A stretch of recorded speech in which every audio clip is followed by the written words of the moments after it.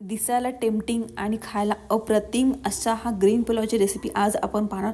नमस्कार, मी प्रजक्ता तुम्हा सर्वांचं स्वागत करत आहे आपल्या चॅनल सुवर्ण स्वादमध्ये। तर बघू शकता हे एक पालकाची पेंडी घेतलेली आहे।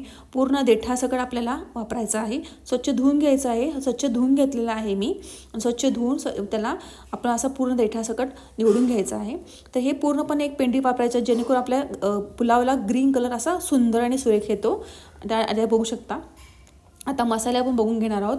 तर मी 2 कांदे उभे चिरून घेतलेले आहेत। 2 इंच आल्याचा तुकडा घेतलेला आहे। 2 चमचे धने घेतलेले आहेत। 2 चमचे जिरे घेतलेले आहेत। तो अर्धा चमचा घेतलेला आहे मी काळी मिरी। तर इथे बघू शकता जावित्रीचा एक तुकडा घेतलेला आहे। पर तो इथे 1 चक्री फूल, 2 दालचिनी आणि तमालपत्र घेतलेले आहे। आता हे बघू शकता पालकाची पेंडी जी आपण मगाशी घेतलेली त्याच्यामध्ये 7-8 लसणाच्या पाकळ्या आणि इथे बघू शकता मिरची तुमच्या आवडीनुसार कमी जास्त आणि आलं आपल्याला पेस्ट करून घ्यायचे आहे पूर्णपणे ही। आता हे बघू शकता हे मसाले जे आहेत ना, खडे मसाले ते सगळे आपल्याला बारीक करून घ्यायचे आहेत। म्हणजे मिक्सरला हे सुक्का आपण मसाला करून घ्यायचा आणि हे आपली चांगली पेस्ट करून घ्यायचे आहेत। आता इथे बघू शकता व्हेजिटेबल तुमच्या आवडीनुसार तुम्हाला व्हेजिटेबलचा वापर करायचा आहे। तुम्हाला जे आवडतात तुमच्या घरात जे अवेलेबल आहे ते घ्यायचे आहेत। आता हे बघू शकता मी हे पालकाची अशी पेस्ट करून घेतले। पालक, मिरची, लसूण आपण हे छानपैकी बारीक करून घेतलेलं आहे पाणी न घालता। ठीक आहे, पाणी जर घालायचा प्रसंग पडला तरी घालू शकता। आणि हे मसाले आपण खडे मसाले जे आहेत मगाचे त्याचे उबडधोबड बारीक करून घेतलेले आहेत। आता एक कढई घ्यायची आहे आणि कढईमध्ये आपण हे आधी तेल घालून घेणार आहोत। आता आणि जरासे आपण 1 चमचा जिरे घालून घेतलेले आहेत। तर बघू शकता तेल किंवा तुपाचा वापर तुमच्या आवडीनुसार तुम्ही करायचा आहे। आता हे बघू शकता आपण कांदा जे उभं चिरला होता ना, तो आता मोठे 2 कांदे मी घेतले उभे चिरून। तुमच्या आवडीनुसार तुम्ही कांद्याचा वापर कमी जास्त करू शकता। आता याला छानपैकी ना लालसर होईपर्यंत आपल्याला मस्त असे भाजून घ्यायचे आहेत। लालसर केले की नाही खाताना ते आपल्याला पुलावमध्ये खूप छान लागतात। तर हे बघू शकता मगाशी आपण जो मसाला घेतलेला तो 2 चमचे आत्ता घालते, कारण आपण मसाला फ्राय करून घेतलेला नाही, कच्चा वापरला आहे। त्यामुळे आपल्याला ह्याच्यामध्ये थोडंसं तेलामध्ये परतून घ्यायचं आहे जेणेकरून त्याला आपल्याला पुलाव टेस्ट छान होईल।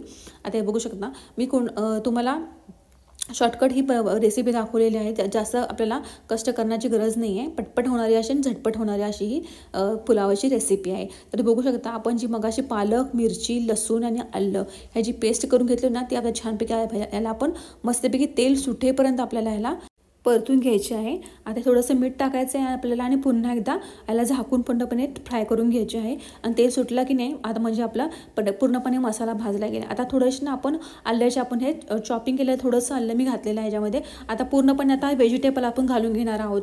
आता तेल सुटलं म्हटलं की नाही मसाल्याला आपल्या ग्रीन मसाल्याला की आपल्याला ह्याच्यामध्ये व्हेजिटेबल तुमच्या आवडीनुसार कमी जास्त घालून घ्यायचे आहेत। आता बघू शकता व्हेजिटेबल ही मी पाव किलो प्रमाणामध्ये घातले। तुमच्या घरात जी अवेलेबल भाज्या असतात ना त्या भाज्या घालायच्यात पाव किलो प्रमाणामध्ये। आणि पाव किलो म्हणजे 1 ग्लास मी ह्याच्यामध्ये पुलावचा राईस वापरलेला आहे। आणि तुम्हाला म्हणजे 1 ग्लासमध्ये 250 ग्रॅम आपल्याला तांदूळ होतात आणि आपल्याला तेवढाच बरोबर लेवलने आपल्याला हे व्हेजिटेबल्स वापरायचे आहेत। म्हणजे दोन्हीचं प्रमाण सेम पाहिजे, फक्त इतकंच लक्षात ठेवायचं आहे म्हणजे तुमचा पुलाव अगदी मस्त होतो। आता बघू शकता मग असा जो मसाला आपण 2 चमचे घातला होता, आता या स्टेजला आणखीन 2 चमचे मी मसाला घालून घेते जेणेकरून आपल्या भाज्यांना छानपैकी मसाल्याचा फ्लेवर यावा, म्हणून आपल्याला ह्याला छानपैकी मसाला घालून घ्यायचा आहे। आता 1 ग्लास मी तांदूळ वापरलेला आहे पुलावाचा किंवा बिर्याणीचा तुम्ही तांदूळ वापरू शकता। असे लांब असतो ना तो तांदूळ वापरायचा आहे आपल्याला। आणि त्याला स्वच्छ धुवून 1 तासभर मी भिजायला घातलेला आहे। आणि तो 1 तासभर भिजला की नाही मग कसं होतं की पुलाव पटकन पण होतो आणि त्याला पाणी पण कमी होतं। आता मी 2 ग्लास पाणी घातलेलं आहे बघू शकता। म्हणजे एकूण पुलावाला आपल्याला जरा भिजत घातलं असल्यामुळे आपल्याला पाणी थोडंसं कमी लागतं। आता हे बघू शकता पाणी काढून घेते आणि मग आपण ह्याच्यामध्ये घालून घेणार आहोत। आता हे पूर्णपणे आपण घालून घेतलेलं आहे। 1 ग्लास हे तांदूळ आहेत म्हणजे 250 ग्रॅम तांदूळ आहेत। तर आपल्याला ह्याला बरोबर 2.5 ते 3 ग्लास पाणी लागतं। ठीक आहे ना। आणि जर तुम्ही तांदूळ नाही भिजवला डायरेक्ट केलं तर 3.5-4 ग्लास पाणी लागतं। तर हे बघू शकता अशा प्रकारे आपण हे छानपैकी ह्याला हलवून घेणार आहोत। आता ह्याच्यामध्ये भाज्या असतं कारणाने आपल्याला भाज्याला पण थोडंसं ह्यातलं पाणी जातं आणि थोडंसं आपलं हे पुलावला जातं, म्हणून काय करायचं शक्यतो 1 अर्धा तास भिजवून ठेवलं की नाही छानपैकी आपला हे तांदूळ मस्तपैकी मोकळा सुट्टा होतो। आणि आदल्या दिवशी तुम्ही हा भात करून ठेवला ना, पुलाव करून ठेवला ना की तुम्ही दुसऱ्या दिवशी तुमच्या मिस्टरांना किंवा तुमच्या मुलांना डब्यातमध्ये सुद्धा हा पुलाव देऊ शकता, कारण आपण ह्याच्यामध्ये पूर्ण व्हेजिटेबल्स घातलेला म्हणजे पौष्टिक असा हा आपला ग्रीन पुलाव तयार होतो आणि खायलाही तितकंच अप्रतिम लागतो। आता आवडीनुसार तुम्ही मिठाचा वापर करायचा आहे कमी जास्त। तर मगाशी आपण जे पाणी घातलं ते पाणी खारट लागलं पाहिजे इतकं आपल्याला मिठाचा वापर करून घ्यायचा आहे। आणि बघू शकता आपला तांदूळ भात किती मस्त झाला आहे।